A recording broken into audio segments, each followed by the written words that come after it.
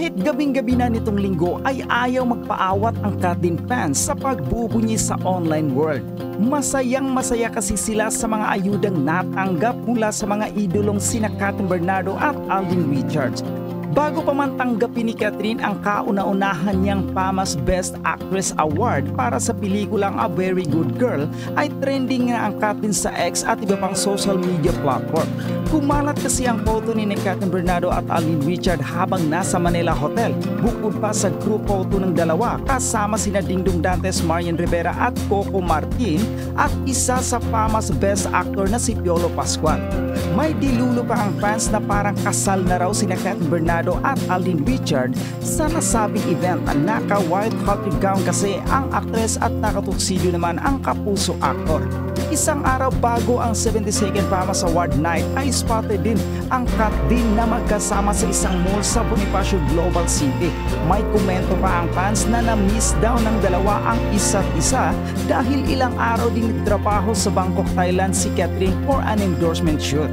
Anyway, sayang lang at bigo si Alvin na masungkit ang Best Actor trophy last Sunday. Nasilat kasi siya ni Piolo at Alfred Vargas. Mas bongga raw sana kung ang Kathleen ang nanalo. After ng award night ay umuwi agad ang ex ni Daniel Padilla dahil may pa-surprise sa kanya ang kanyang pamilya. Agad nga rin nag-trending ang picture ni Kathleen na suot-suot pa ang white gown niya. Hawak ang napakabigat na PAMA's trophy habang nakaupo sa Spiral Stairs ng Bernardo Mansion. May kumalat ni chika na sinundo at hinatid daw ni Tisoy ang A Very Good Girl Best Actress. Anyway, congratulations Kathryn Bernardo for winning the PAMA's Best Actress. Ang kilig na talaga namang pinalalaganap ni na Alden Richards at Kathryn Bernardo. Alam na po natin ang naganap nung Sabado, di ba naman? Naka-face mask sila, tapos ay nako, nakakap pa sila, pero booking na booking pa rin na sila ay nag-date. Sabado nag-date. Linggo ng gabi kagabi, di ba? Nagkita na naman sila sa PAMA's Awards. Ay talagang hindi na sila pinaghihiwalay ng panahon. Di ba naman, Romel? Talagang malapit na natin makonfirm. Kung ngayon wala pang pag-amin, pero makikita natin sa araw-araw na ganap at ganapan ng dalawa, naku, pasasaan, mapupunta na rin yan sa relasyon. Basta, wait lang tayo. Di ba? Basta, ako ramdam ko yung kilig kasi yung mga pamangkin ko, nakausap ko, mga pinsan ko, talagang Kathleen sila talaga. Sobra. Talagang gustong-gusto na nilang mapanood yung Hello Love Again. Talagang meron silang pinalalaganap na kilig ng bayan ngayon. At congratulations kay Kathryn Bernardo sa tinanghal na Best Actress kagabi ng PAMA's Awards. At syempre, hindi sila naghihiwalay ni Alden hanggang kagabi sa backstage. Talagang nakaalalay palagi si Alden sa kanya. At ano na naman ay sisigaw na iba dyan? User, oportunista. At pag hindi naman binantayan at hindi tinabihan, ano sasabihin? Pabaya, hindi ka maginoo. Correct. Diba? Isipin mo na yun, pagdating ni Kathleen galing Thailand, si Alden sinundo siya sa airport. Yes! Tapos alam mo na, totoo daw yung sinabi ni Alden, kapag meron na daw siyang relasyon, tututukan niya daw ito, naku, mukhang ito na nga yata. Pinagpili, naku, nakakatuwa. Wala ka talagang hahanapin pa, wala na, di ba? Kahit anong disguise po ang gawin ng Kathleen, nako, matutugay-gayan po talaga sila. Nakakakilig, overload po na, deserve nilang maging masaya. Gotisoy ko, nako, kokonyatan ka na naman ni Freeland kay Enrico. Oo, malapit nang ma-confirm na may relasyon na sila. Nakakakilig naman talaga ang Kathleen, pasay na talaga ang Katniel. Babayu, sabi ni Boycie Karagay. Ano ba yan? Talaga may comparison pa rin. At sabi ni Lolo Maling na kanina pa nakatanghod daw siya. Sila ni Iram Lia sa telebisyon. Sabi niya, Nanay, masayang-masaya po ako sa balita about Kathleen. Happy din po ako at nakauwi kayo sa ating bayan. Oo, nakauwi ako ng Nueva Ecija, nakasingit. Pero, ay nako, hindi ako halos lumalabas nung Sabado dahil baka makapanghawa ko. Diba? tinamaan. Ayan, ako na talaga naman. Kita Nene Olanday, totoo po, nakakakilig, walang iba.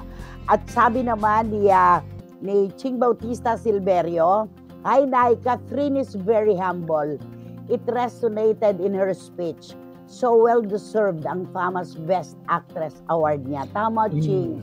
Ito yung batang walang ka-ere-ere. Kaya nagkakasundo sila ni Alden Parehong humble, walang ka-ere-ere. At sabi ni Juris Dr. Channel, "Nay, ang kantang bagay para kina Alden at Catherine ay We Could Be in Love." Nako, barikutot. Pakinggan mo to. We Could Be in Love daw ang title na maganda para sa kanila. Na ang lyrics ay, "Anyone who's seen us knows what's going on between us. It doesn't take a genius to read between the lines." Ayun! Pasok! Oo, kung totoo naman, di ba? At sabi naman ni Tita Julie Paras, nako, isang linggong tutukan na naman to. Sana nga patungo na sa totoong relasyon ang Katden. Bagay na bagay sila, sabi ni Tita Julie Paras. Oo, tama. At sabi ni Marichu, sabi nga po ni Alden, "What you see is what you get." So confirmed, ha ha ha. Sabi niya, what you see is what you get. Kung ano ang nakikita nyo, yun na. Ganun lang yun di ba? Napakaganda naman. At sabi ni John, it's about time na maging sila na. They blend together. Parehong humble, walang ka-ere-ere, marunong sa buhay, sina Alden at Catherine. Thank you, John. At parehong family-oriented, humble, God-fearing, kaya blessed silang dalawa. Parugtong naman yan ni Boyzy Caragay. Totoo naman yan, di ba? At si Wating-Wating, nasa isang lugar po ng England ngayon na ang phone daw doon ay puro puti, hindi pula. Hulaan mo kung bakit. Ay, bakit? Siguro dahil sa napakalamig siguro niyan. Because they want to highlight their independence from England's public phone network na kulay pula. Alam mo, kahit sa mga kulay-kulay, may mga talaga. May signalis na rin talaga lahat, no? Pero ayan, nakatutok pa rin siya. Mag-iingat ka dyan, Wating-Wating At kahit kukurap-kurap ang signal sa Visoria, paikot pa rin ang mensahe si Nanay ng Bayan. Ibang klaseng magpahalaga. Oo, hindi na mawawala yon. Pag hindi ako nakapagpaikot ng mensahe araw-araw, kulang ang buhay ko. Hindi kumpleto ang araw kapag walang mensahe. Ilang taon ko na pong ginagawa ito at para bang isa siyang sinumpaang tungkulin na aking tinutupad araw-araw. Siguro, magkakaroon lang siguro talaga ng araw na walang mensahe kapag hindi na kayang pumindot ng mga daliri ko sa telepono. Yun lang yon. Parehong positibo ang dating nila sa tao, walang kayabang-yabang. Kaya blessed na Catherine at Alden, sabi ni Tita Nene Olanday. Naku, totoo po yan. Kaya naku, talagang sinundo sa airport. Kinabukasan, nag-date. Kagabi, magkasama na naman. Kumusta naman ang mga kwentuhan sa telepono?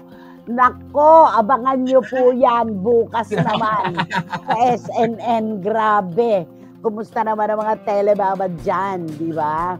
Okay, at sabi pa uli ni John, they look so lovely together. Ang mga pamangkin ko, sila talaga ang tinitilian. Kailangan na talagang ipalabas ang Hello Love Again.